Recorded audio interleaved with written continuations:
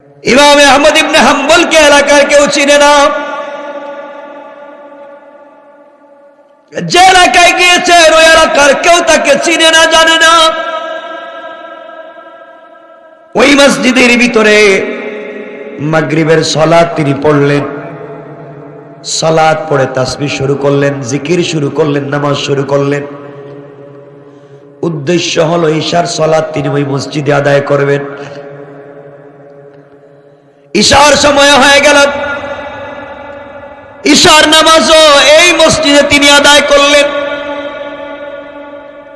আদায় করার পরে ইমামে আহমদ ইবনে হাম্বল রাহমাতুল্লাহি আলাইহি চিন্তা করলেন,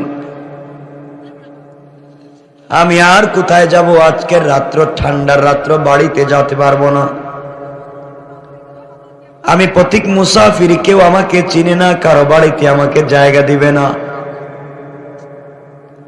আমার বন্ধুগণ, ইশার সালাতের পরে মসজিদের কর্নারে তাসবিহ আর জিকির শুরু করে দিলেন। এইভাবেই যখন সময় তিনি কাটাইয়া দেন,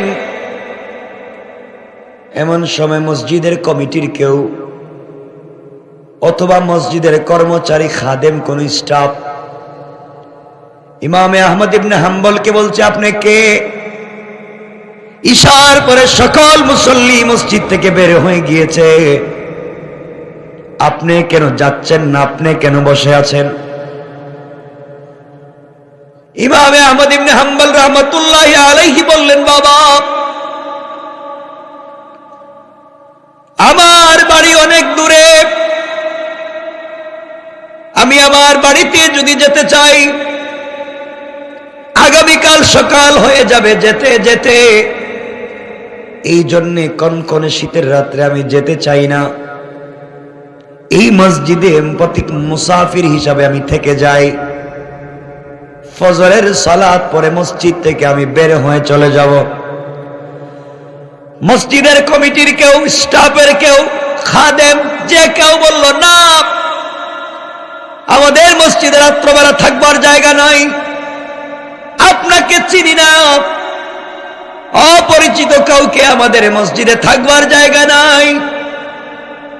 এত বিশাল বড় একজন ইমাম, ইমাম আহমদ ইবনে হাম্বল, যিনি 99 বার আল্লাহ রসুলকে স্বপ্নে দেখছেন, এই মানুষটা নিজের পরিচয় ব্যক্ত করে না, বলে না আমি অমুক। ভাইরে, এরই নাম হলো মানুষ আর মুমিন। নিজের পরিচয় নাই, নিজের পরিচয় নাই। আর আমরা যদি মোটামুটি পাতি নেতা, ওয়ার্ডের নেতা হয়ে যাই, মোটামুটি একটু বড় হুজুর হয়ে যাই, আমারে সিনিয়র নিয়ে আমি কে? কথা বলেন নাকি?